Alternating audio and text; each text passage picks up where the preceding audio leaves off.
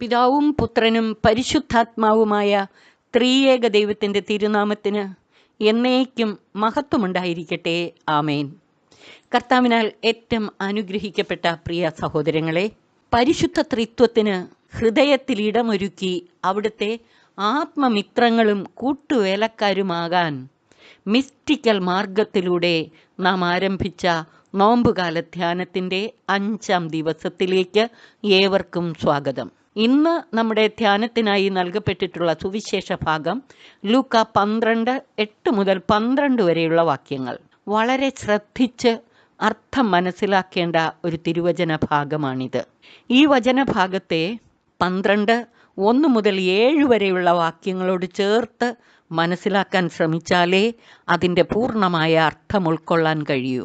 1 മുതലുള്ള വാക്യങ്ങളിൽ വലിയ പീഡനങ്ങളുടെ മധ്യേ ഭയം കൂടാതെ സാക്ഷ്യം നൽകുവാൻ തൻ്റെ ശിഷ്യരെ ആഹ്വാനം ചെയ്ത ശേഷം 4 മുതൽ 7 വരെയുള്ള വാക്യങ്ങളിൽ എൻ്റെ സ്നേഹിതരെ എന്നവരെ വിളിച്ചുകൊണ്ട് യേശു പറയുകയാണ്, എൻ്റെ സ്നേഹിതരെ, നിങ്ങളോട് ഞാൻ പറയുന്നു, ശരീരത്തെ കൊല്ലുന്നതിൽ കവിഞ്ഞ് ഒന്നും ചെയ്യാൻ കഴിയാത്തവരെ നിങ്ങൾ ഭയപ്പെടേണ്ട. കൊന്നതിന് ശേഷം നിങ്ങളെ നരകത്തിലേക്ക് തള്ളിക്കളയാൻ അധികാരമുള്ളവനെ ഭയപ്പെടുവിൻ. നിസാരമായ കുരുവികളിൽ ഒന്നുപോലും ദൈവസന്നിധിയിൽ വിസ്മരിക്കപ്പെടുന്നില്ല.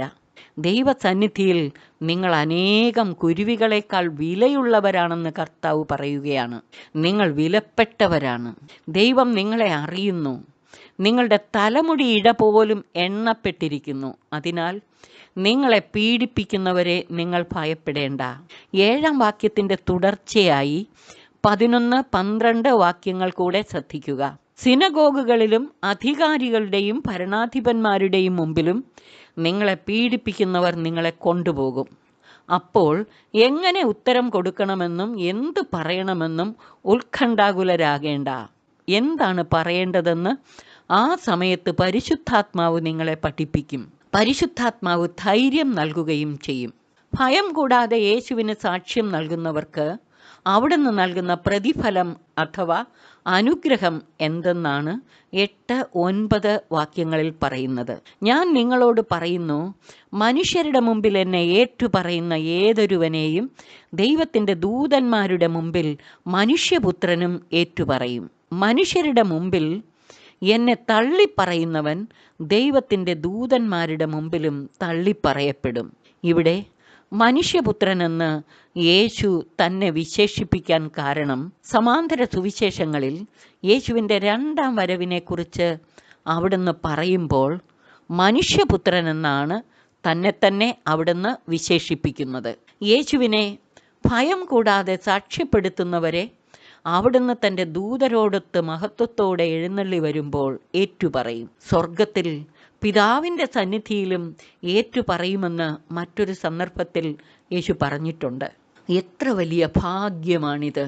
ജീവൻ ത്യജിച്ചും യേശുവിനെ സാക്ഷ്യപ്പെടുത്തി മഹത്വപ്പെടുത്തുന്നവരെ അവിടുന്ന് മഹത്വപ്പെടുത്തും. തന്നെ ഏറ്റുപറയാത്തവരെ അവിടുന്ന് തള്ളിപ്പറയും. പരിശുദ്ധ ത്രിത്വത്തിൻ്റെ സ്നേഹ കൂട്ടായ്മയിൽ വസിച്ച് യേശുവിനെ അനുഭവിച്ചറിയുന്നവർക്ക് മാത്രമേ ജീവൻ ത്യജിച്ചും യേശുവിനെ സാക്ഷ്യപ്പെടുത്താൻ കഴിയുകയുള്ളൂ എന്ന സത്യം നാം വിസ്മരിക്കരുത്.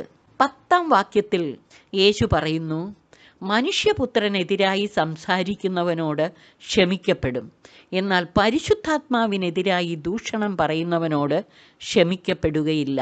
എന്താണിതിൻ്റെ അർത്ഥം? എന്താണിവിടെ പരിശുദ്ധാത്മാവിനെതിരായ പാപം? 8-9 വാക്യങ്ങളിൽ യേശുവിനെ സാക്ഷ്യപ്പെടുത്തുന്നവർക്ക് ലഭിക്കുന്ന പ്രതിഫലത്തെ അഥവാ വലിയ അനുഗ്രഹത്തെക്കുറിച്ച് പറഞ്ഞിട്ടാണ് 10-ാം വാക്യത്തിൽ പരിശുദ്ധാത്മാവിനെതിരായി ദൂഷണം പറയുന്നവനോട് ക്ഷമിക്കപ്പെടുകയില്ലെന്ന് യേശു പറയുന്നത്. അതായത് യേശുവിനെതിരായ പാപം ക്ഷമിക്കപ്പെടും, പക്ഷെ യേശു ദൈവപുത്രനാണെന്ന് പരിശുദ്ധാത്മാവ് ബോധ്യം നൽകുകയും അടയാളങ്ങളിലൂടെ സ്ഥിരീകരിക്കുകയും ചെയ്തിട്ടും അത് ഏറ്റുപറയാതെ തള്ളിപ്പറയാനിടയായാൽ അത് പരിശുദ്ധാത്മാവിനെതിരെയുള്ള ക്ഷമിക്കപ്പെടാത്ത പാപമാണ്. യേശു പിശാചുക്കളുടെ തലവനെ കൊണ്ടാണ് പിശാചുക്കളെ ബഹിഷ്കരിക്കുന്നതെന്ന ഫരിസേയരുടെ തെറ്റായ പ്രബോധനത്തെ അഥവാ ഫരിസേയരുടെ പുളിപ്പിനെ ആണ് ഇവിടെ പരിശുദ്ധാത്മാവിനെതിരായ പാപമെന്ന് യേശു പറയുന്നതെന്ന് ലൂക്ക 12:1 നിന്ന് വ്യക്തമാണ്. 12:1 ഫരിസേയരുടെ പുളിമാവിനെ സൂക്ഷിച്ചുകൊള്ളുവിനെന്ന് യേശു തൻ്റെ ശിഷ്യരോട് പറയുന്നതിൽ നിന്ന് ഇത് വ്യക്തമാണ്. ഇന്നത്തെ ലേഖന ഭാഗം കൂടെ നമുക്ക് ചിന്താവിഷയമാക്കാം. റോമർക്ക് എഴുതിയ ലേഖനം 2-ാം അധ്യായം 1 മുതൽ 11 വരെയുള്ള വാക്യങ്ങൾ. 3 പ്രധാന സന്ദേശങ്ങൾ അഥവാ ചിന്തകളാണ് ഈ തിരുവചന ഭാഗം നമുക്ക് നൽകുന്നത്. 1, മറ്റുള്ളവരെ വിധിക്കരുത്. അപരനെ വിധിക്കുമ്പോൾ നീ നിന്നെ തന്നെയാണ് വിധിക്കുന്നത്. എന്തെന്നാൽ വിധിക്കുന്ന നീയും അതേ കുറ്റങ്ങൾ ചെയ്യുന്നു.